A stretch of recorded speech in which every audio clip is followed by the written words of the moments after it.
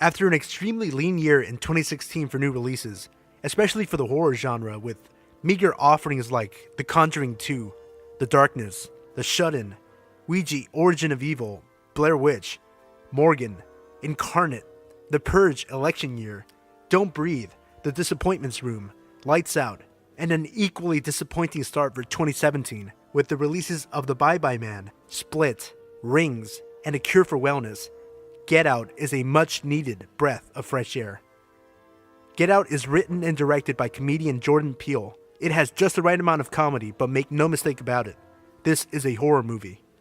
Distributed by Universal Pictures and co-produced by Jordan Peele and Blumhouse Productions, which is interesting since, of the 15 quote-unquote horror movies that I just mentioned a minute ago, Blumhouse produced 5 of those 15. Made for a budget of $4.5 million and shot entirely on location in Alabama, Get Out tells the story of Chris Washington, portrayed by Daniel Kaluuya, who is nervous about going away for the weekend to meet his girlfriend's parents for the first time because, well, they're white, and he's black. Rose Armitage, Chris's girlfriend, who is portrayed by Allison Williams, doesn't think it's that big of a deal, even if Chris is her first black boyfriend. After all, as she tells Chris, her dad would have voted for Obama for a third term if he could have. Why would it matter that Chris is black? Chris tries his best to keep an open mind, but there's just something not quite right at the Armitage compounds. There's something sinister going on, and before long, Chris wants out. Jordan Peele said he has always wanted to do horror in some way, and that once he completed writing the script for Get Out, which he describes as a social thriller, he felt he couldn't see anyone but himself directing it because the project was very personal for him. Peele does a great job in his directorial debut, especially with the hypnosis scenes. Very creative and imaginative.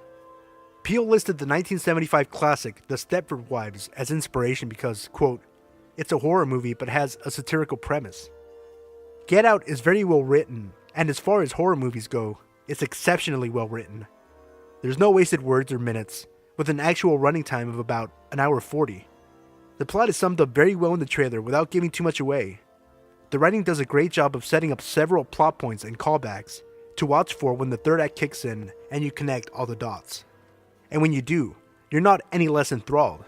On the contrary, the movie is one you'll have fun going back and watching a second time, and that's something I can't say about many of the new releases I've seen this past year. You'll also appreciate the trailer and have a new perspective on some of the clips when you understand them in context. I actually went back and rewatched it later the same day. It was incredible the amount of lines that had a double meaning upon the second viewing. Speaking of the trailer, when I first saw it in theaters about 4 months ago, I was the only person in the theater laughing. I mean, honestly, the trailer is cut in such a way that, for me, presented it more as a comedy than a horror movie, and going into the movie, I was prepared to treat it like a comedy, despite the sensitive subject matter. The first 15 minutes, I was waiting for the movie to reveal itself as a straight-out comedy, but it never did, and I'm glad it never did.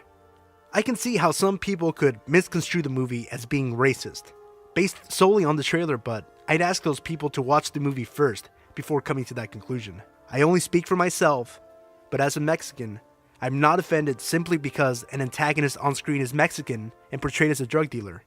That in and of itself does not mean that his actions are indicative or reflective of me or anyone else other than the antagonist himself. Likewise, simply because the film has antagonists who are white and racist or prejudiced does not mean that all white people are racist or prejudiced. Jordan Peele said that in Get Out, quote, the fear and the horror and the monster is something that happens between people. It's a collective monster here. Top to bottom, the cast was great. Daniel Kaluuya does an incredible job in the lead role of Chris, and I think it's going to be difficult to find an actor in any genre to top this performance. He truly carries the movie and had a perfect American accent. I was shocked to find out he's actually English. Also, I was surprised to find out that this was only the second film role for Allison Williams, and her first role in a full-length studio movie. I love the supporting performances from people like Bradley Whitford, Lil Rel Howery, and Stephen Root, who I'm a huge fan of from stuff like Dodgeball, Office Space, and of course, King of the Hill. Keith Stanfield, another notable standout. He's a guy I'd keep my eye on. I saw him in Snowden and Miles Ahead last year. He's also in Atlanta, which I have yet to see, but I have heard nothing but great things about. Stanfield has tremendous range from the work that I've seen. Also, I recommend you watch closely because if you blink, you'll miss Keegan-Michael Key. I thought the score, which was composed by Michael Abels, was cliche at times, but I felt that was the intended purpose in those select few spots. When it counts, and the score needs to drive a scene, it does exactly that, and does a brilliant job of building tension. On the surface, a horror movie written and directed by a comedian shouldn't be this good, but it is. Though it's closer to a psychological thriller than a traditional horror movie. In 2017, we're at a point where horror movies just aren't scary anymore, at least for me. I enjoyed Get Out. It's the first horror/thriller that I've enjoyed in I can't remember how long. There haven't been many movies I've seen in theaters this past year that are worthy of a second watch, especially in the comedy and horror genres, but Get Out fills the bill for both. Trust me, like I said, I rewatched this later the same day. Peele said that he, quote, wanted to make a fun movie that goes to some dark places, but also rewards the audience for coming, and, again, it's a movie I want people screaming at the screen during the movie. I think Jordan Peele hit it out of the park. Peele added that he will, quote, probably continue to weave in the universe in his next movie. Get Out does a great job of sandwiching social commentary on a sensitive subject between thrills and laughs without becoming overbearing.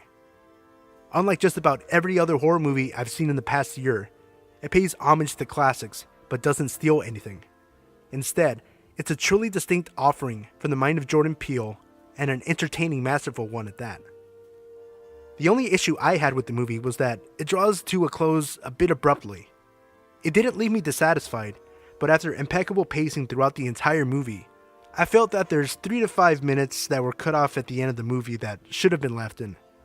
Just a small nitpick, nothing that dissuaded my enjoyment of the film. I loved Get Out. It had horror tropes, yes, but expertly employed them. Peele injected just the right amount of humor, and the result is a great thriller that's a fun, easy watch, and one you'll be glad you saw. So glad, you may just go watch it again, on the same day. Like me. I give Get Out a score of 89 out of 100. Now, have you seen Get Out?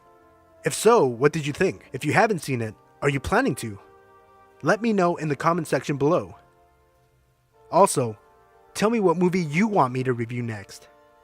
If you enjoyed this video, remember to leave a like, subscribe, and share this video.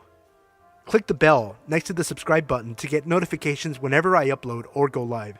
And be sure to check out my main channel, Sino Studios, for scary story narrations from Reddit. If you already are subscribed and watching on the Sino Studios main channel, go over to Sino Studios Vlogs, which is where I do all my live streams, because tonight, Sunday, February 26th at 6 p.m. Pacific, 9 p.m. Eastern, I'm going to be doing live coverage of the Oscars. Who do you want to win Best Picture? Let me know, join the discussion. Sunday, February 26th, 6 p.m. Pacific, 9 p.m. Eastern.